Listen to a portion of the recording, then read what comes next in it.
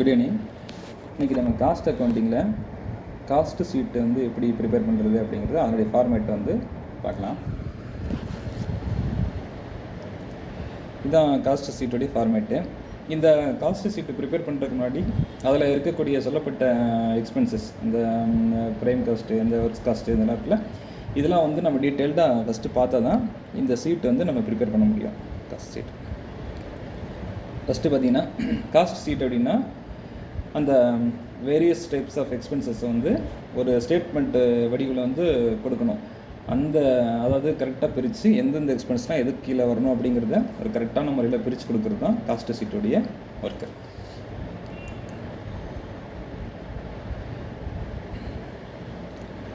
இப்போ நார்மலாக காஸ்ட் அப்படின்னா என்ன அப்படிங்கிறத நம்ம போன வீடியோவில் பார்த்தோம். காஸ்ட் அப்படின்னா ஒரு எக்ஸ்பென்ஸ், அந்த செலவு, இந்த ஒரு பொருளை தயாரிக்கிறதுக்கான ஒரு உற்பத்திக்கான ஒரு செலவுன்னு சொல்லி சொல்கிறாங்க. இதுதான் காஸ்ட் அப்படிங்கிறது. இப்போ இந்த காஸ்ட்டுடைய எலமெண்ட்ஸ், அதனுடைய உட்கூறுகள் பார்த்திங்கன்னா materials, labours and expenses, labour and expenses, இந்த 3 வகையான விஷயங்கள் தான் காஸ்ட்டுக்கு ஒரு முக்கியமான ஒரு இதாக அது கருதப்படுது, பொருளாக கருதப்படுது.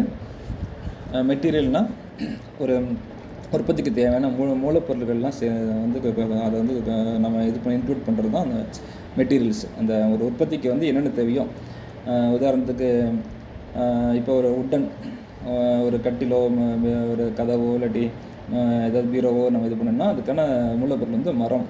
அதே மாதிரி ஹோட்டல் இண்டஸ்ட்ரி அப்படின்னா ஒரு சமையல் பண்ணணும் அப்படின்னா அதுக்கு அரிசி, பருப்பு, அந்த மாதிரி விஷயங்கள், இதெல்லாம் வந்து materials.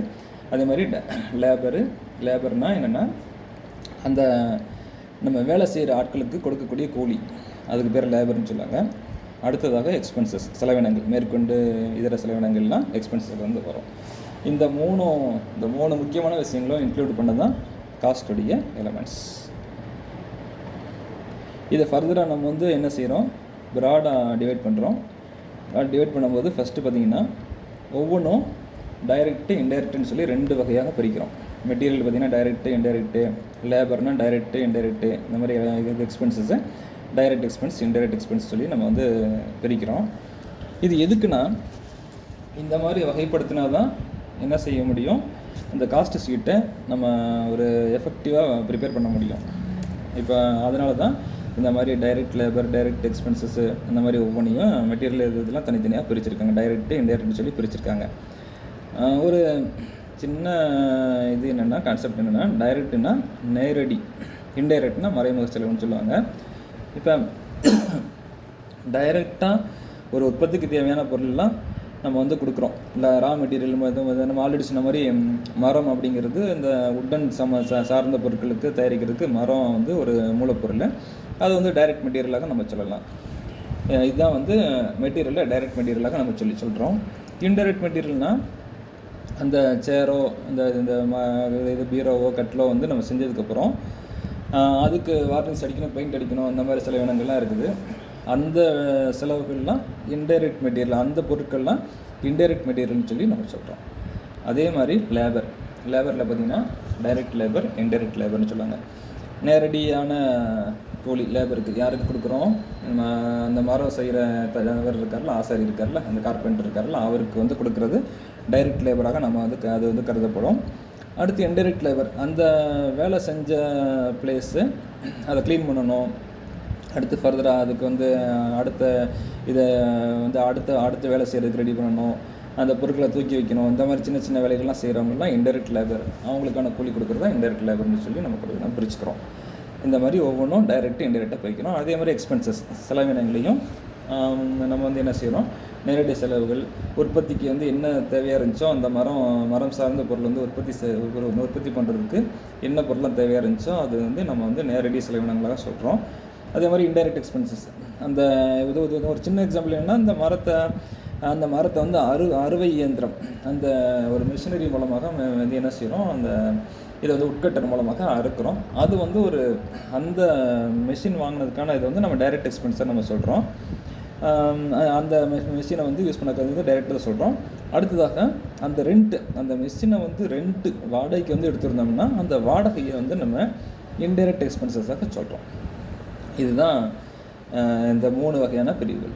Direct expenses, direct material, indirect material, direct labour, indirect and எக்ஸ்பென்ஸில் டைரக்ட் அண்டு இன்டைரக்ட் இந்த மாதிரி பிரிக்கிறது தான் இந்த 3க்கான ஒரு டிவிஷன்.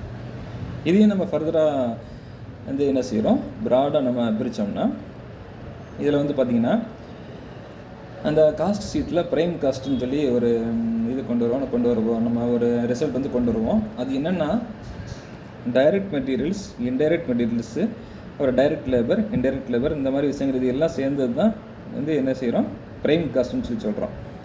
அடுத்து வந்து அதுக்கு மேற்கொண்டு வரக்கூடிய செலவுகளை நம்ம வந்து ஓவர் ஹெட்ஸ்ன்னு சொல்லி சொல்கிறோம். அதாவது ஓவர் ஹெட்ஸ்னால் இப்போ அந்த பொருளை வந்து இந்த ஃபேக்ட்ரிக்குள்ளே தயாரிக்கிறாங்க. ஏதோ ஒரு பொருள் ஒரு பிளான்ட்டில் வந்து பொருள் வந்து தயாரிக்கிறாங்க. அந்த உள்ளே நடக்கக்கூடிய செலவுகள் தான் ஃபேக்ட்ரிக்குள்ளே இருக்கக்கூடிய எக்ஸ்பென்சஸ்ஸு. அதை தாண்டி அந்த பொருளை வந்து வெளியே கொண்டு போகிறோம். அது வந்து என்ன செய்கிறோம், அடுத்த ஃபர்தரான செலவுகள்லாம் ஓவர் ஹெட்ஸ்ன்னு சொல்லி நம்ம பிரிக்கிறோம். அதையும் வந்து ஓவர் ஹெட்ஸை நம்ம வந்து என்னென்ன பிரிக்கிறாங்கன்னா factory, administration overheads and selling and distribution over ஹெட்ஸாக பிரிக்கிறாங்க.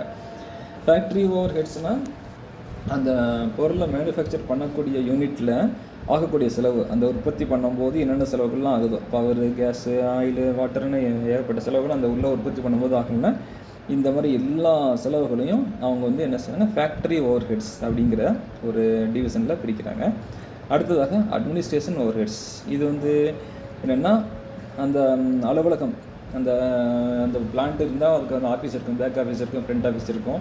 இந்த ஆஃபீஸில் வந்து அவங்களுக்கு இது எல்லா செலவுகளும் இருக்கும். சம்பளம், டெலிஃபோன் பில்லு, இபி, ரெண்ட்டு, என்னென்னோ ஃபர்னிச்சர் வாங்குறது, அது வாங்குறதுன்னு நிறைய விஷயங்கள், சின்ன சின்ன விஷயங்களாக இருக்கும்.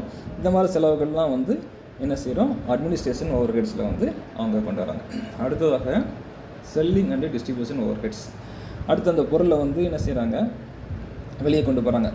ஆஃபீஸில் ஃபேக்ட்ரியெல்லாம் முடிச்சுட்டு அந்த பொருளை வந்து கஸ்டமருக்கு வந்து கொண்டு போய் கொடுக்கணும், அந்த பொருளை வந்து கொடுக்கணும். அப்படிங்கிற பட்சத்தில் என்ன செய்கிறாங்க, அதை வந்து மார்க்கெட்டிங் சார்ந்த விஷயம், அட்வர்டைஸிங்கு, இந்த மாதிரி செலவுகள்லாம் இருக்கும். அப்போ டிரான்ஸ்போர்ட்டேஷன் இருக்கும். இது எல்லாமே செல்லிங் அண்டு டிஸ்ட்ரிபியூஷன் ஓவர் ஹெட்ஸில் இருந்து வரும்.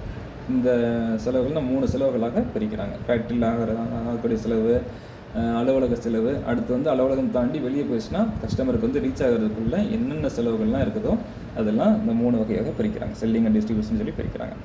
இதுதான் அந்த காஸ்ட் ஷீட்டுடைய இருக்கக்கூடிய இந்த காஸ்ட்லோடைய அந்த டிவிஷனில் இந்த மாதிரி நமக்கு வந்து பிரிச்சிருக்கோம். மெட்டீரியல், லேபர், எக்ஸ்பென்சஸை நமக்கு பிரிச்சிருக்கோம்.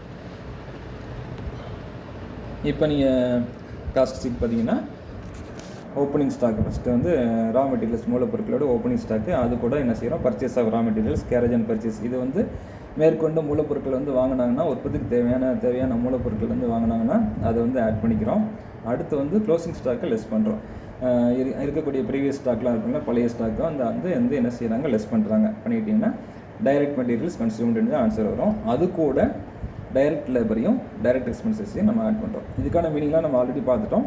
நீங்கள் வந்து என்ன செய்யணும், இப்போ அந்த மீனிங் நீங்கள் இல்லை மெமரைஸ் பண்ணி வச்சா தான், அது என்னங்கிறது ஃபார்மேட்டிங் படித்து வச்சா தான் இந்த காஸ்ட் ஷீட்டை ஈஸியாக ஒர்க் அவுட் பண்ண முடியும்.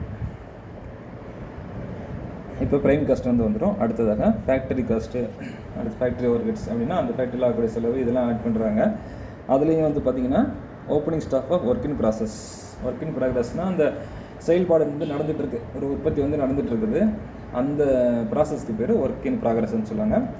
அடுத்து அதுலேயே ஓப்பனிங் ஸ்டாக் ஆட் பண்ணிவிட்டு க்ளோசிங் ஸ்டாக்கையும் என்ன செய்கிறோம், லெஸ் பண்ணுறோம். பண்ணிட்டோம்னா சேல் ஆஃப் ஃபேக்ட்ரியும் லெஸ் பண்ணிட்டோம்னா ஃபேக்ட்ரி காஸ்ட் வந்து வந்துடும், ஒர்க்ஸ் காஸ்ட் வந்து வந்துடும். அது கூட அட்மினிஸ்ட்ரேஷன் ஓவர் ஹெட்ஸ், இந்த அலுவலகம் சார்ந்த நிர்வாகம் சார்ந்த செலவுகள்லாம் இருக்குல்ல, அதெல்லாம் வந்து என்ன செய்கிறாங்க, ஆட் பண்ணணும். பண்ணிவிட்டு காஸ்ட் ஆஃப் ப்ரொடக்ஷன் வந்து வந்துடும். அதில் வந்து காஸ்ட் ஆஃப் ப்ரொடக்ஷனில் ஓப்பனிங் ஸ்டாக்காக ஃபினிஷ் குட்ஸ்னால் எல்லாம் முடிஞ்சு ஃபைனலில் வந்து வெளியே வந்து வரக்கூடிய பொருள் தான் ஃபினிஷ் குட்ஸாக சொல்லுவாங்க. அந்த ஃபினிஷ் குட்ஸை வந்து ஓப்பனிங் ஸ்டாக் அதே மாதிரி ஆட் பண்ணுறோம், க்ளோசிங் ஸ்டாக்கை லெஸ் பண்ணுறோம். பண்ணிட்டிங்கன்னா காஸ்ட் ஆஃப் குட்ஸ் சொல்லிட்டு வந்துடும். அடுத்து அது கூட செல்லிங் அண்ட் டிஸ்ட்ரிபியூஷன் ஓவர் ஹெட்ஸை கூட்டுறோம். கூட்டிட்டு அடுத்து கடைசியாக ப்ராஃபிட்டை வந்து வரக்கூடிய ப்ராஃபிட்டை ஆட் பண்ணோம்னா அந்த சேல்ஸ் அமௌண்ட்டு வந்துடும். இதுதான் காஸ்ட் ஷீட்டு ப்ரிப்பேர் பண்ணக்கூடிய ப்ரொசீஜரு. இப்போ இந்த நம்ம ஆல்ரெடி இந்த ப்ரீவியஸாக எல்லா காஸ்ட்டையும் அதனுடைய மீனிங்கையும் அதில் எங்கெங்கெல்லாம் இன்க்ளூட் பண்ணணும் அப்படிங்கிறது நம்ம தெளிவாக நீங்கள் வந்து ஃபஸ்ட்டு எல்லாம் மெமரைஸ் பண்ணி அதை கிளியராக நீங்கள் இப்போ படித்தா தான் என்ன செய்ய முடியும், இந்த காஸ்ட் ஷீட்டை எஃபெக்டிவாக ப்ரிப்பேர் பண்ண முடியும். ஒவ்வொரு காஸ்ட்டுடைய மீனிங்கும் கேர்ஃபுல்லாக பார்த்துங்க. இந்த கொஸ்டின் தியரி பார்ட்லேயும் கேட்குறதுக்கு சான்சஸ் இருக்குது. இந்த ஸ்பெசிமன் ஆஃப் காஸ்ட் ஷீட்டை கேட்குறதுக்கு சான்ஸ் இருக்குது. அதனால் இது எல்லாமே கேர்ஃபுல்லாக பார்த்துக்கோங்க. தேங்க்யூ.